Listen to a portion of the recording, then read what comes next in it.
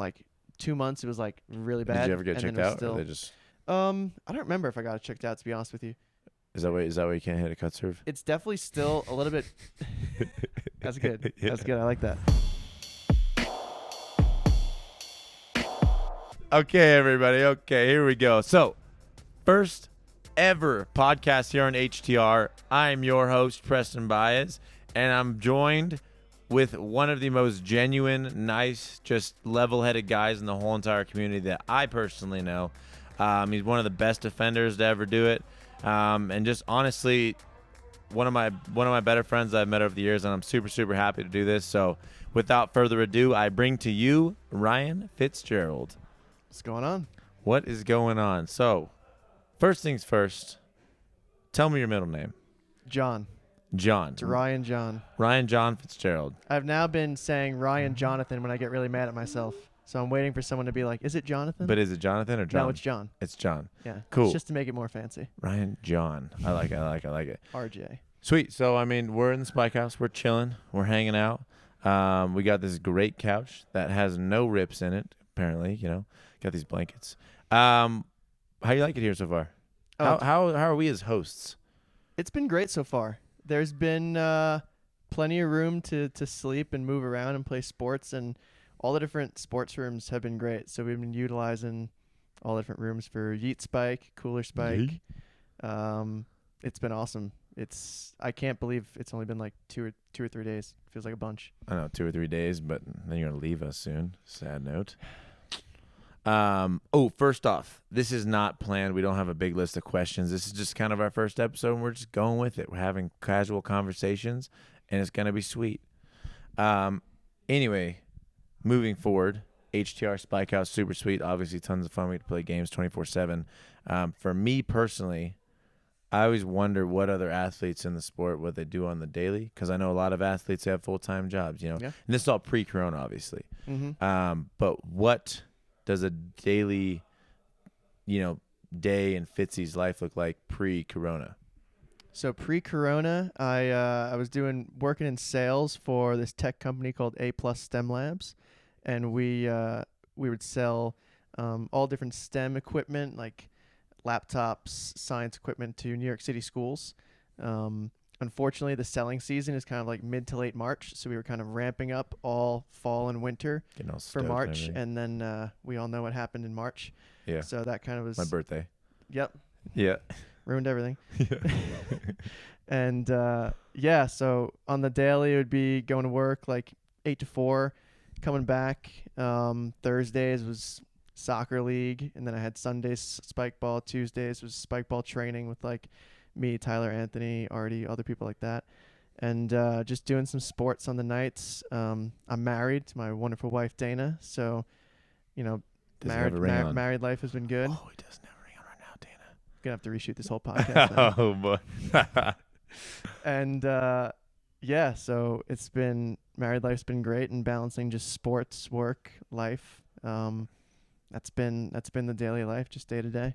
Day-to-day life, Fitzy, yeah. I mean, because it's just always cool to me to hear about all the different aspects of people's life. Like you working a full-time job, but still being one of the top players in the world. It's always crazy to me. Because for me, I mean, like I coach, I train athletes. Like that's, it keeps me active, keeps me, moving and grooving. And a lot of people like you, they have full-time jobs. It's just impressive to me because I'm on the other side of the spectrum where, it's like my life is being active. So I think it's easier for me. Well, it'd still be full-time, just maybe it's more advantageous to you always moving and grooving than being, sitting a lot and not as much movement in job aspect, and then being itching to do something when you're true. I mean, I guess there's good and bad to each thing. Yeah. For me, it just blows my mind because No, for sure. I agree. Yeah. So you soccer, is that your main sport growing up? Outside, before all of Roundnet, definitely soccer growing up was my main sport. And just like other ballers, just I played basketball up till high school. I was doing track to stay in shape, but it was really like soccer kind of all throughout the year, indoor, outdoor, club teams, high school teams. Since then, in college, then got into Roundnet, and kind of like Roundnet was Saturdays for tournaments, and then Sundays where I was playing club spike ball. I was playing club soccer. So training with them throughout the week, playing on Sundays, spike ball on Saturdays, and it was a great 4-year run of those kind of weekends. Yeah. But yeah, basically soccer, and now, even though I enjoy it on the, because it's 11v11 rather than that like 2v2 aspect, Right. kind More of a team-oriented, bigger team oriented. Yeah. Roundnet meeting through the community makes it feel like it's still a bigger team, even though Yeah. you're playing against each other. Yeah. So from when you were talking about, playing college and playing whatever and having come from soccer and different background, for me, like playing Roundnet more got me, I don't know, just like I feel like it flipped a switch in my brain, because like to have to be at the top level, you have to be so consistent, you have to be so mentally controlled. And before, as many people probably know, I'm a hothead, I have a lot of energy, and it just kind of shoots out in random areas. Sometimes for me, playing Roundnet like allowed me to slow down like everything. Like volleyball became so much easier when I played for 2 years Roundnet. Like soccer, even like I would play in the keeper, and like someone kick a ball, and I'm like, this is so slow, because for Roundnet it's just fireballs. Speed of play wise, you're saying. Speed of play. It's just like I feel like I had to really, really slow down my brain. And now playing like something like ping pong or pickleball or anything, I feel like it's helped me a lot. And like I've actually never even brought it up to anybody else, because for me as an athlete, like once I started playing Roundnet, I feel like everything else started clicking so much more. Yeah. Especially for you. You came from soccer, which is obviously feet oriented. Yeah. But like your hand-eye is out of this world quick. I mean, did you have a similar, like moment where you're just like, oh my gosh, like my brain is all of a sudden better because of Roundnet? Or maybe it's just me, I don't know. No, that's a good perspective, saying like how quick you have to, like, almost other sports you can slow down a little bit, because Roundnet is just such a quick twitch, defensive, even offensive game, where you have to be so much quicker than other sports. It kind of helps it. Yeah. But for me, it is always a joke personally, and I think it's funny that there are a lot of soccer players in the Roundnet community. I don't know what drew me specifically to a less, kicking oriented game, aside from, I think when me and Tyler started playing, it was that mental game of like, how do I outsmart my opponents, whether it's doing like little flicks or tweeners or defensively and doing stuff like that. It was that strategic, how am I going to dupe my opponent? That always drew us back to like enjoying it so much. It's kind of like megging somebody in soccer, or like, maybe dunking on somebody. I don't know, I can't do that, but I think it's that same type of feeling as like outsmarting the person you're across from. But hand-eye wise, I don't have an explanation other than I've always just enjoyed playing every sport. Soccer was the one that I found myself enjoying the most and good at, that kind of combination. And then since I started playing Roundnet and realized I was getting pretty good the more I was trying and practicing it, just enjoying to make as many possible plays and get, find out new ways to win every single time you're out there. Right. I want to ask about how long you've been playing, but before any of that, like in terms of like, you just don't know, like if, you've always had fast twitch hand-eye, whatever, it just kind of came to be through Roundnet really clear. But for me and for everybody else out there, for you, is being so good at defense and being so like quick and whatever, is it more of a mindset, or you think it's just physically like you're gifted? It's a good question. It could be both. And I know it sounds bad if you're just like physically. I think there's definitely a level of athleticism and hand-eye that you need to have to be able to reach that level of you're good at defense. Right. You know what I mean? Like you have to be able to be agile. Like you have to be able to squat and get up and dive and get back really quickly. So there's definitely a level of athleticism where you see people play and you're like, they can be really good at Roundnet. You know what I mean? Just based on their athleticism. But I do think when it gets to the top 40 players or whatnot, there's definitely a mindset of being able to make those really quick decisions, where your hand's going, where your body's going, kind of thinking, putting yourself in their head, like, where do they think I'm not going to go? Right. Where should I go? Like reading it. He just did this exact same pull 2 times in a row. Like he's not going to get away with that again. So making sure, I think the strategy mindset is takes it to the next level, but there's definitely a standard of you have to be this level of athletic to get to be able to be good, in my opinion. But what about just like, I feel like the constant effort from you is just so obvious. Yeah. Like just every single play, like you throw your body on the line. I feel like that's a lot of just mindset where you're just like, you never know till you try kind of thing. And I feel like for you, it's just like, I mean, I haven't really played too many games with you, but in the past week we've played, decent amount. And I saw you in tournament. And I've seen you over the past, 4 years. But it's just like, for me, like it blows my mind how you could lay out full, spring back up and then dive over the net to try and hit a ball. Maybe you miss, maybe hit it, whatever. But then the next play, it's just like you're back at it again. And for me, I think that's mindset. Because for me, I know I'm a odds guy. I'm gonna put myself in high percentage area and be like, this is great. And then if they hit it over there, it's like hard for me to flip that switch. Unless it's like nationals, people see you're always diving at nationals. And like that's more extra. External motivation coming in. But for me, like what's your secret sauce in the brain where you're just like, dude, I'm just gonna get everything? I mean, is it just like purely it's fun, or like you just, I don't know, what do you tell yourself? It's a great, I think stamina was what's definitely a personal gift of mine that I've just always had, like some type of, when I was doing track, I was doing like the mid distance or long distance. When I was soccer, I was on the wing because I just had just run it forever. Yeah, I could just run at a certain speed or play at a certain speed forever. And I think that's definitely a level of Roundnet where you'll see players, you need to be able to play your best as the tournament goes on. Like during pool play, I think I played terrible yesterday in the tournament. Yeah. And then literally midway through the round of 16 into the quarters, I was like, oh, okay, I got it back. And I haven't been playing during this whole Corona thing too much just because living in New York and like wasn't really a smart thing to do.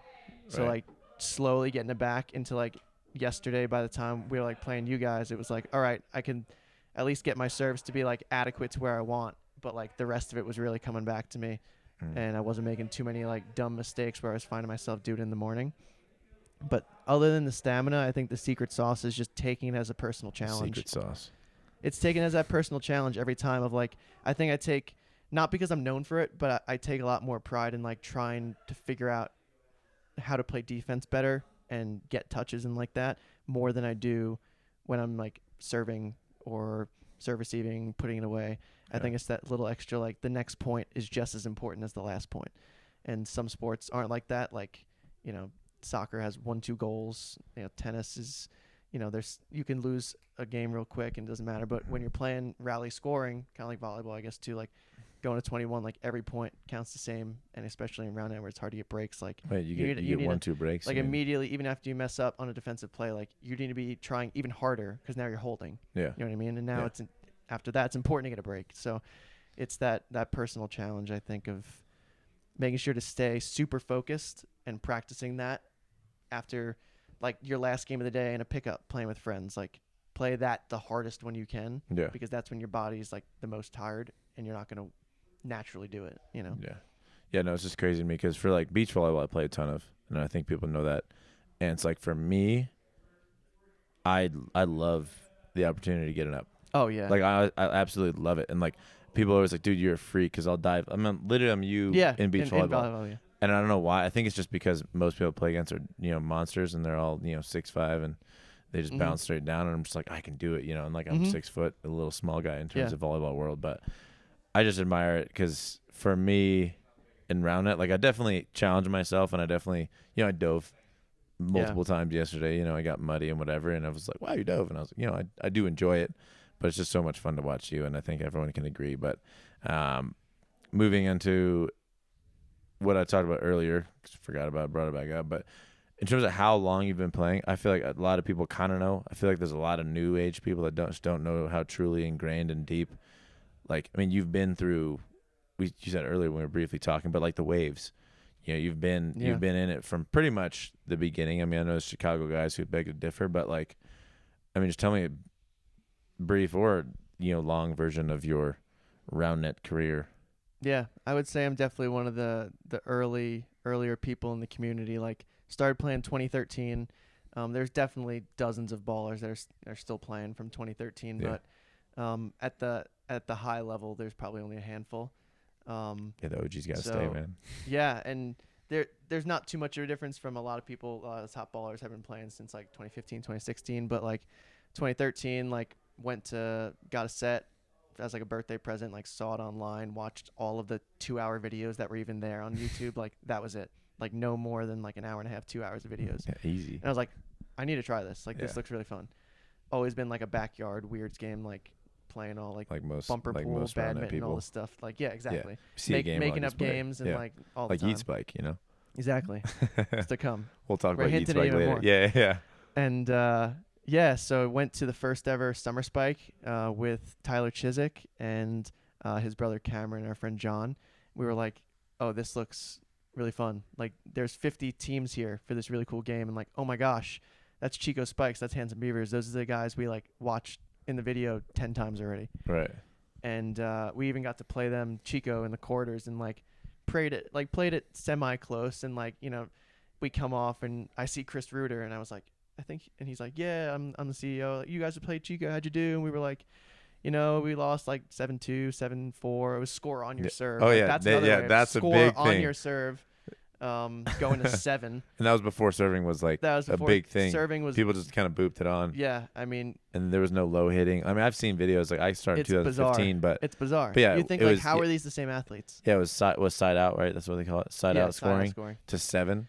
Yeah, I mean, the round before heard, Chico, we had the game 2 was 6-6, literally for like 12 or 15 straight points. I heard people saying games would go for like 30, 30 minutes, like an hour, you know, if it, just because you couldn't. But sometimes it ends in 2 minutes. Right. Yeah. Yeah, it's bizarre. I mean, I'm sure Chico would win 7-0 all the time just because, they put it back on the net. The finals against Beavers was like 7-1, 7-2, 7-0 or something. Right. So we were like, how do we score more points than Beavers? I was like, this is weird. Yeah. And then I was like, Reuter, like, how do I run a tournament? And he's like, shoot me an email, like, I'll send you out some sets to like send them back or something.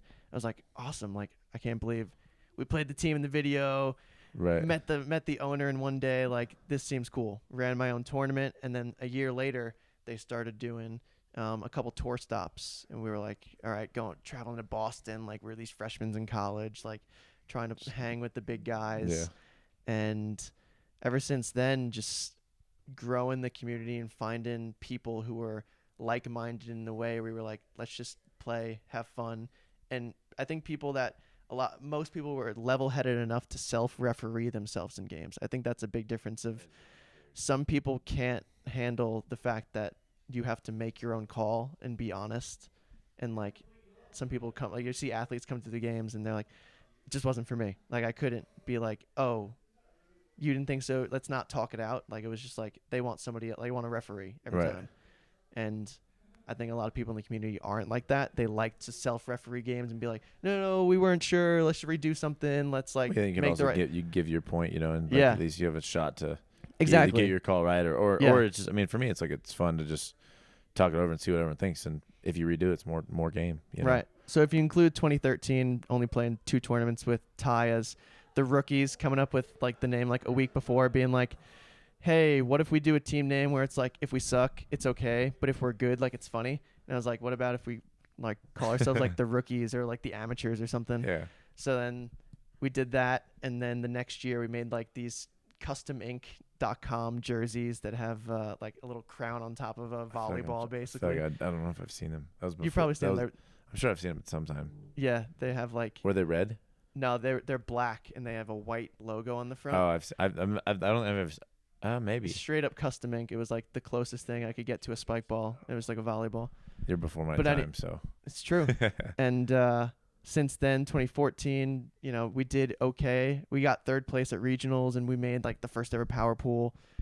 Going out to nationals, we were like, the week before, Thomas Summers was in charge. He was like, 8 out of the 9 teams are going. You got to make it. All the teams have to be there. Yeah. We were like, all right, let's go to California for the first time and just go over and have a good day, get 4th. And since then, it was like we were like in the scene, like not just like being known. We were like, oh, that's like a team. Right. So then I played 4 years with Tyler, and that's where we first met you. And then this is going to be 2020 will be my 4th season with Anthony as anchored LI. Which so is it's nuts. Pretty crazy. That's probably, I mean, that's crazy. Numbers wise, it's got to be a record to have a player play with a team 4 years twice or something like that. Well, in the past 4 years, just which is create my own stat, 1 of 1. Put it as if in the I mean, I might have a different stat of like having, top teams, different. I mean, I've had 2 guys, Wabi Sabi and Boisterous now in the past 4 years. Right. How about the stat is leaving your teammate. You've been on a top 3 team with 3 different teams. Yeah. in 3 years. There's a positive way to put it, or just leaving your teammate. Or but just leave- I have good reason. Troy wanted to retire. Jared's getting married. Caleb's a beast. So, no, but that's just crazy to me because 4 years seems like it was yesterday. I was playing with Troy. Exactly. And then there's just so much in between. But yeah, I mean, Anchorage's obviously been at the top. Whatever, top 5, top 7 or something In the mix. In the mix, Always in the mix. I feel like top 10 up until like 2 years ago was pretty interchangeable, and then CS had to come ruin it all by destroying everybody. But yeah, no, it's crazy. I mean, because even for me, like I hear about like 2013. I watch a video from 2013, and it's rally ball. It's like it's what we all started on.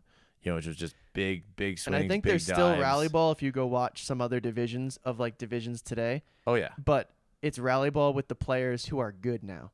You know what I mean? Yeah, So yeah. it's like I watch rally ball with like Fitzy, Tyler, and like Handsome Beavers play. And it's like this is bizarre. It's weird because everyone's hitting overhand. Exactly. Like the sets are just kind of just. I mean, Right. there's no. I mean, even now, It's not as even with controlled. like how to round it's it, more we've chaotic. taught people how to do stuff. Yeah. But there's still no like perfect science to like the Of course sport. not. Like there's no That's what makes it like great. basketball encyclopedia. You could look up how to do everything and down to like Right. the fingertip.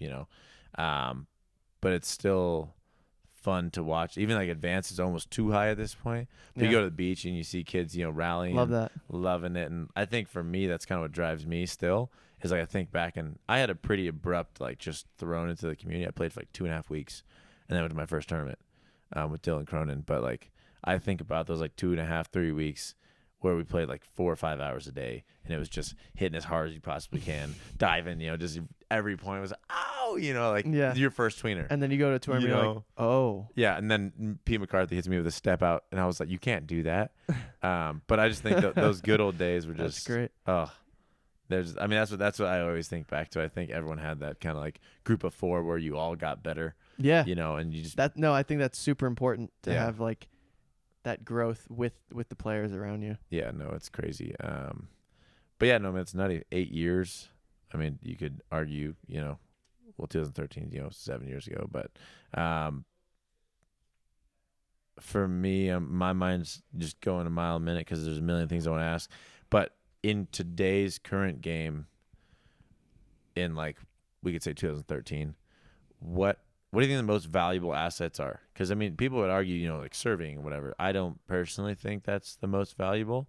I mean, you still manage to be a top player without, a crazy wicked serve. Obviously, serves are good, and they're consistent. But what would you say is the most valuable thing back then and today? Are they different? Are they the same?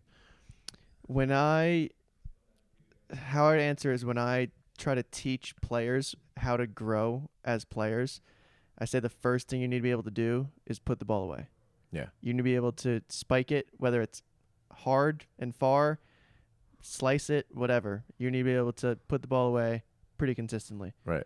Because if you can't, teams are going to eat you up. With 2 hands or 1 hand? It doesn't However, matter. It don't matter. Like, when you're playing with like somebody, you set it to their right hand right over. Yeah. And like if they can't kill it deep or they like put it on Yeah. or something like that, I mean, it's not going to be fun. Yeah. So the first thing is, I mean, I might not have a serve and I'm known for defense, but I do think I can put the ball away pretty well. Oh, yeah.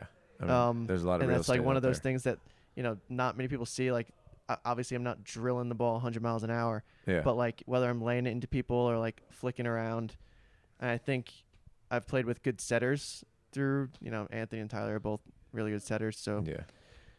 that's the first thing for sure, is being able to put it away. So that's the biggest asset. Yeah. I think second is Side note real quick. Yeah. Do you think there's we'll come back to this, but do you think there's a disconnect between viewers and like who's a good hitter versus who their setter is? Because like there's a lot of top Of hitters. course. We'll talk about it in a second. Come back to it. Put it on the thing. Yeah, I think yes. We'll go back to that. We'll Anyway, go back to it. Point number 2. So point number 2 is probably just that level of the athleticism after hitting, because you don't have to be a super good athlete to be able to hit the ball hard and Mhm. consistently. But I think athleticism comes into play when you're talking about serve receive and defense, because once you get to that next level, even if you have a good serve, if you can't serve receive or get like relatively decent defensive ups, Yeah. it's also going to be a really annoying game. Oh yeah. So that's like next, and then I say serving, because then you can like actually attack a team rather than hang with them. Right. So I think it actually goes in reverse a lot nowadays, where they see players drilling serves, and it's great to practice serves and all. Right. But like if you can't put the ball away, or like you're just so frustrated that you like can't get a touch on their serves or defense, Yeah. then like even if you're hitting serves, I don't think it's fun. Like, but that's my defense first type of mindset. I agree with you. Yeah. So that's kind of that trajectory. I guess you could throw setting in there somewhat in like that mix, because no one wants to play with you if you can't give him some dimes here and there. Yeah. But So, also I feel like you'll lose a lot of but points. I think putting the ball away pretty consistently is definitely number one. That's how we found Anthony. Like, he just showed up at a tournament I ran on Long Island, and we were like, he hits hard. Yeah. And then, like, after like a month, we were like, oh, he could serve hard too. Okay, he's getting like, he could hit hard, serve hard. Let's like, we see him diving. He's an athlete, so that's checking like a couple boxes. All right, let's teach him how to play now. Yeah. Like, now that we know he's an athlete, he can hit hard, he can put the ball away. Let's teach him how to play defense, where to set, mentality-wise, like stuff like that. And then it was like, within a year or two, he was like just as good as everyone else. No, he's legit. Touching on something you said, if I can remember it. Oh, just I was thinking while you're talking, biggest limiters in terms of like people breaking in from advanced premier to pro. Yeah. I do feel like nowadays people are so serve heavy, but then they don't have like a holistic game. And I feel like OGs wise, I think that's why a lot of us are able to stay at the top, is because setting, is for most top players at this point, I feel like automatic. Put away is automatic, like you're saying, is super, super important. But just like the consistency factor for me, people always ask me, what do I got to do better? What do I got to, and I'm just like, you got to be a holistic, you got to have all of it, you got to hold the whole game. The difference between pro and premier is I put the ball away, 95% of the time instead of 80 or 85% of the time. And then you also don't biff, 3 sets a game or something, whatever it is. Yeah, instead of miffing like 1 set per match, it's not like 4. Yeah. You know what I mean? Yeah. Anyway, coming back on our thing earlier, do you think there's, I said a disconnect, I don't know if that's the right word, but I know there's a lot of top hitters that arguably may not be as good as other hitters, just what they can do. Yeah. Because I think if you have a super good setter, you could be an advanced player and you could hit like a pro. But do you think there's some sort of like, people forget, it's like volleyball. No one really gives the setter too much props, after a dude bounces a ball straight down. Yeah. For me, there's a lot of top hitters. We can get into who we think top hitters are, 1 through 5, whatever. Doesn't really matter too much. But for me, it's just like, I think how people view the game, they just forget about the whole like backside defense wise, setting wise, just random touches, clutch wise. But do you think there's a big disconnect between like top hitters and who actually might be, the top hitters in terms of setting wise? Because, I don't know. Yeah, I think there's certainly players and teams where you can be like, oh, if their teammate was actually like giving them ones on top of the net or on top of the rim instead of like a foot or two off, it would seem like they were hitting better. You know what I mean? Or setting, sometimes you can tell, the top players can tell who's actually giving a good set, because if the height of the ball on a set is like above your head, it makes it a lot more difficult than when you can just like eye it up and watch it and time it. You know what I mean? So like I typically get a lot lower and like bounce up, because I think it's just so much easier for a hitter to time it rather than like do a bunch of lazy overhand sets, or just like some people, like I know like Ty and PJ, they're such good hitters that a lot of their sets, they'll just like almost like up here and it just dinks. Just dinks like an inch off their hand, and then they just put it away. Right. And they both know, they're like, yeah, it's just lazy. Yeah. Like, but it's lazy, but still good. Yeah, that shows how good they are at hitting, rather than, if they were giving them better sets, then it should be even easier to put it away. Yeah, but they also have one hand primarily. But also I think it speaks to their settings. See, like I would argue for that they're phenomenal setters. Absolutely. That they're top 5. Ty gives absolute dimes. Yeah, and off the net sets and everything. Because like for me, people don't think about their hitting and the fact they have one hand. Yeah. And that they've been able to put away, just as high as anybody else in the world. If not the highest, obviously. Ty will deliver a dime, but then sometimes he'll miss. Like, I've seen it. He'll miss, and he'll be literally mid-saying, my bad, and, like, PJ will rip, like, a 3-foot off the net hit, like, destroy it 50 feet. I mean, yeah. And Ty's like, why did I get that point? Yeah. Why did I win that point? Like, Well, I mean, when you I did a couple you to know. Clark yesterday where I was like, I missed. Like, I missed where I wanted to hit on the Yeah. set. And he'll just, just so lanky and big, he'll just rip a shot, like, high and far. Yeah, I'm it's like, the benefit of being that's just huge. a cheat code. Yeah. Like, I can't, like, that's one, like, I'm not going to be able to do as well because Yeah. I don't have that length power where other people can get away with it. Well, yeah, Like, you Clark. do the falling forward one so well. Like, if you're running towards the net Well, and you see the that's ball. just volleyball. Yeah, know. but, I mean, whether it's Y or not, Yeah. you do it really well, and some people don't. Like, you would destroy it. Yeah.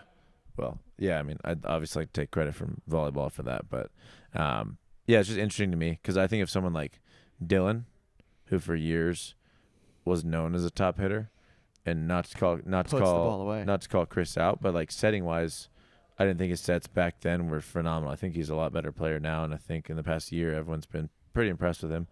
But you know, back in the day, I was like, Dylan's like probably the best hitter there is. Yeah.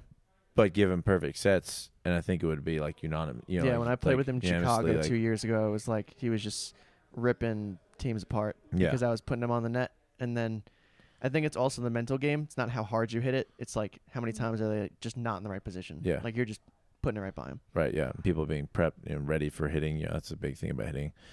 We could talk about hitting all day, but I'd rather just move on and talk about other fun things. What do we got? Come on, brain. We're going to go into a quick segment here. It's the random Roundnet Razamaroo. And I'm just going to throw out random questions at Fitzy and see what he says. Fitzy, do you have 2 toes? No, I have 10. 10, good. Would you rather ride a toucan or a like horse-sized rhino? And you could argue that maybe a rhino smaller than a horse. As long as the toucan can hold me, definitely the toucan. Oh, it's a big toucan. It's a big toucan. Yeah, or yeah. is it a small toucan that just somehow can freaking It's up hold to you. a It could be like a 170-pound 2-foot man. toucan. Yeah. And it just happens. I would rather a normal sized toucan that can somehow carry me. Okay, normal size toucan. Okay, good. Would you rather wax your right leg or have no fingernails for a week? That's a really random question. That's actually pretty good though. That's a good balance. That's a good balance. I was gonna say no fingernails, but I was like, obviously wax your leg. I'm gonna go no. See, if it was for a week, I go no fingernails. I feel like for a month, that makes it really hard for me to choose. Speaking of fingernails, what is the benefit of fingernails? Like just flat out, what are fingernails for? I've never really I thought could about them scrape too much. stuff off if I only had to use my nubby. End Like of if the you're finger, cleaning yeah. something, you could. Or just like anything to scratch. Oh, imagine you couldn't like scratch your arm or your back when you have an itch. I feel like if It'd you be have the worst. if you have a nub. What do you mean? What's a nub? Booger? Oh, a booger. What do you mean? Oh, booger with picking the something? fingernails? Oh, Definitely. picking your nose with fingernails. Yeah. I feel like you No, could like. I feel like I don't know. What would you They're choose? definitely Which one? useful. Which one? Like your whole leg, not just like your shin, like your whole leg I would pick no fingernails for a week. and toenails. I mean, you're killing me now with this. Well, I just think toenails. Honestly, for me, toenails are the real MVPs. I drop so many things on my toes, and Well, boom. then that's the question. Would you rather have no fingernails and no toenails? Okay, first off, you would choose no I would rather have fingernails fingernails, than no toenails. and wax your leg. But Yeah. between fingernails and toenails, I would rather have fingernails 100%. agreed. Okay, we got a few more questions. If you spaghetti or lasagna, Big lasagna guy. big lasagna guy. Yep. Just But- got it from restaurant like a week ago. And at Mama's, do they have a lasagna pizza? They don't have lasagna pizza. Definitely the best pizza if you ever go to Mama's in Copiague, Shout out to Long Island, New Mama's. York, is the rigatoni alla vodka with chicken and bacon. Mm. Others would argue, but most would have it in their top 3. Last question. This is from Jacob Hare from months ago. Okay. And I never really answered on Instagram. So sorry, but I'll ask Fitzy and then I'll answer it. If you had a third eye, where would you put it? Oof. And we could talk about this one for like 5-10 minutes. I know Ryder probably doesn't want us to, but at the same See, like, time, I do. I don't know how I thought sight about would this work. for like a week. Like, say it's on the back of my neck. Like, what is seeing? You know what I mean? Well, Like, this do I is, just have, let's like, just the say it's three, like it's like split screen, and you could just like. I think. See, it's funny to bring it up because for me, I thought about the same thing right away. I was like, well, how does it look? Like, do I just see everything You at probably once? just Or do I have almost like or when do you're I looking have like a around those better 360 brain? pictures. You know what I mean? When you're like moving your phone to see the picture, Right. probably just looks like that. But I feel like for me, you'd have to have another like either another part of your brain I put or on just the back a of my more neck. back of your neck. Yeah, right above like where my collar would go, and I would just assume that there'd be no hair there. You just got hair growing out of your eyes. Right, that's Oh, that's bizarre. that looks See, ugly. I thought about that because I was like, Yeah, who doesn't want an eye in the back of their head? yeah. I also thought, this is when I was hiking in Pear, this is what I would say. What if you put your eye like in your shin? Okay. And you probably need a protector. But for me, think about how much time you spend looking at the ground, like when you're hiking, when you're running, when you're doing all kinds of stuff. When you're playing soccer, you would Right. never have to look at the ball. You know what I'm saying? True. And you probably want to cut a little hole out in your sock and shin guard. I think. but- I think once that happened though, maybe a week into it, you'd be like, I want to see behind me a lot more. Yeah, but at the same time, I feel like once it was behind me, I'd be like, wow, I could have just put it I on could have just put it on my. Hey, agree to disagree, I guess. on the back of your but neck. I'd take I'll shin, go with probably the popular answer. back of the neck. Yeah. Cool. All right, back to Roundnet. That was our random rapid fire. I'll bring up random other weird resume. body parts like your weird body weird parts. knee that has about 6 caps on it. Yeah, I don't know if you guys can see it. I got a bunch of weird knees. I got this one. I got this one over here. It I looks got like someone this took a stuff over hammer here. to it. I got like 6 kneecaps. Yeah, I got some weird knee issues. Osgood slaughter, patella tendonitis, a bunch of stuff. I don't know where all these bones and stuff came from. You see this right here? I don't This know where growth they came from. started about 6 months ago. So notice how it's not here. Yeah, I got a bunch of knee problems, but I think it's mainly due to like volleyball overuse, Mm-hmm. just banging, jumping around and everything. So it's because you mainly play sand volleyball, right? Well, Beach. now I do, but I played court volleyball forever. Obviously, soccer, basketball, And baseball. I learned yesterday from Clark. I thought court volleyball, like indoor volleyball, like guys also wore knee pads, but he was like, no, that is mostly a girl thing. Guys, I think for me, I mean, I wasn't a volleyball guy at heart. Like Right. I wasn't like a club volleyball, like grew up playing volleyball or anything Uh-huh. like that. Soccer, baseball, basketball. Mhm. Those were my 3, and I Right. played. But going into high school, we had volleyball, men's volleyball, Mm-hmm. and it was one of those things where, like, if you wore knee pads, you were kind of a little Yeah, little that's weenie. what Clark was leaning towards. And I was Right. like, I didn't know that. Yeah, and I like, was like, there why was don't you no- wear them, Clark? But put it this way, there was like liberos. We were like, dude, you got to wear knee pads Okay. because they have data That's what I was everywhere. asking him. He was like, most liberos didn't, but I was like, No, really? by Backline us, guys? they did. But Okay. also, I feel like other barrels were like the most like driven volleyball dudes who've been playing since they were young, and they were just like, Yeah. I wear knee pads. But for everybody else, it was kind of like, you don't wear knee pads. And Right. for me, Right. I dive all the time, but you slide, you whatever. You learn the form. You That's learn- what you're right. saying. You learn how to Right. not hit your knees and like land on your chest almost. Right, and I think honestly, being a guy and not having female Right. body parts, I think honestly, knee pads are not super necessary. I do think as a female, that might be why they're more Probably. whatever. I don't honestly really know. Maybe they have more sensitive knees. I don't know knee specifics like that. Yeah. Anyway, yeah, didn't really wear knee pads. It's not from banging my knees like that. Like this big bump here is literally just from when I was growing a That's ton. I know it's huge. That's just. I have it on It's both. I just have it such on. a I have it on both knees.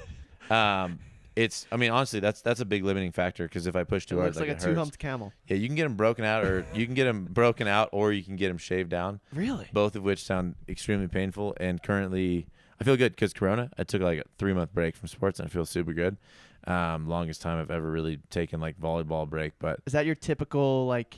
This is what's hurting me after whatever. 100% knees. It's Knees knees? are Knees were never my thing. So lucky because I know that knees are bad. Knees are the worst. I mean, honestly, high school I lost out on like Knees, my probably whole lower senior back. year a lot pretty of people much. just agitates. Yeah, I mean, but anyway, so yeah, knees for me, definitely not my strong suit. I would rather be hit anywhere in my whole entire body rather than this spot right here. I've been hit once. I fell off a pull-up bar, oh. hit like a metal stair. You know, in the garage, like the metal stair right into your garage, Oh. and like my whole knee just swelled up, and I couldn't walk It for looked like probably like a big normal day. knee. It looked like a big normal knee. Yeah, maybe that's the secret. Just kind of breaking enough times. Anyway, yeah. I mean, besides that, I feel like knees and nose. My nose is a little crooked. I've been fortunate enough to. I don't know if I've broken it twice, but this side doesn't exactly funnel properly. Mm-hmm. Doctor told me in college like I probably broke it, but he was like, honestly, it looks kind of fine. And I went one time in the 8th grade and got messed up. But anyway, enough about me. This podcast is about you. What is Fitzy's injury list I've include? been pretty lucky throughout the years to not, how in Roundnet wise and soccer to kind of throw my body around. I was never one in soccer to go into like incredibly hard tackles. Right. I was definitely more like a finesse player, like stabbing at the ball, but not like throwing my body on the line like some people. 300-pound dude. No, not usually. My first That was probably me. That was big always injury me. was I had some stress fractures in both my shins. I think it was sophomore, junior year of high school after I had like a 2-day soccer tournament. Then I had a super hard workout for track on Monday, and then like Tuesday was something else. And like Wednesday I was like, wow, I've never felt like right under the knees type of shins. So I took probably like a month and a half, 2 months off of like doing a lot of running and sports like that. Right. And then since then, I've only had 2 Roundnet injuries. Both were affected by nationals, weirdly. My first one ever was 2015 nationals, the one we played against each other under the lights. Oh, yeah. At Nashville. I was with Tom, right? In pool play against Chico. I think that was might have been the only time I beat Chico was in that pool play game. I like bent my middle finger back so bad going for a dig, and the whole rest of the day, my middle finger was literally like plump. Like is that why we got close to beating you guys?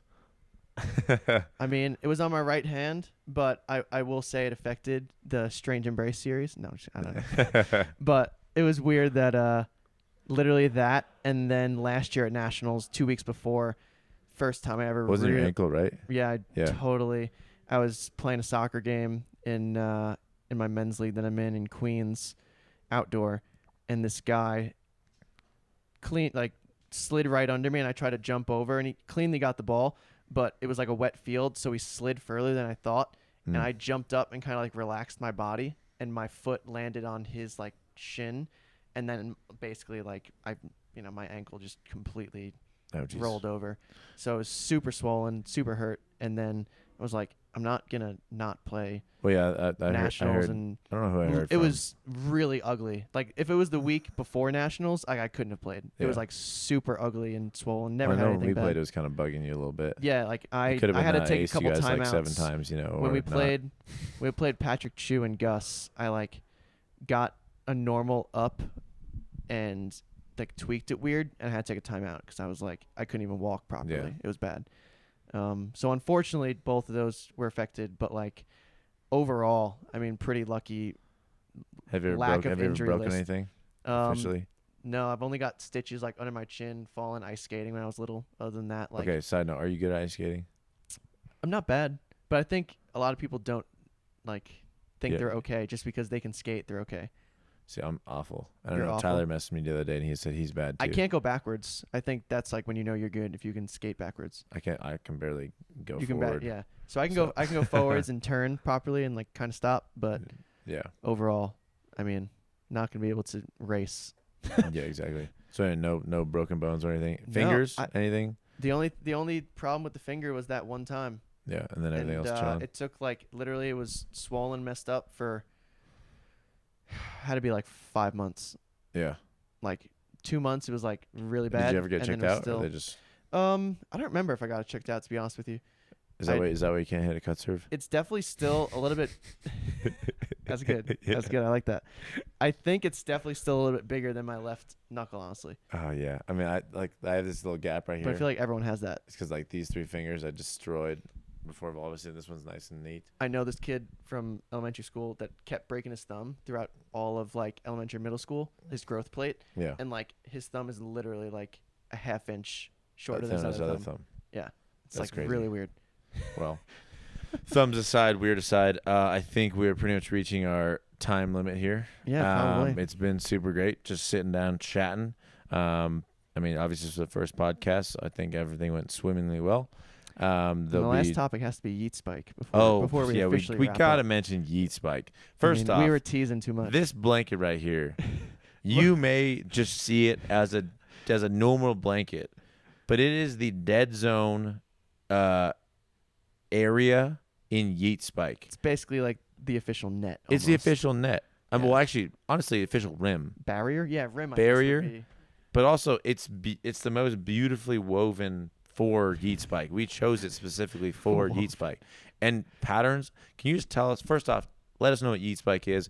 I can go into patterns on it, but you just let us know what yeet spike is, because we teased about it earlier, and now we got to let people know how to play potentially at home. So yeet spike, what you're going to need is, first of all, a ping pong table.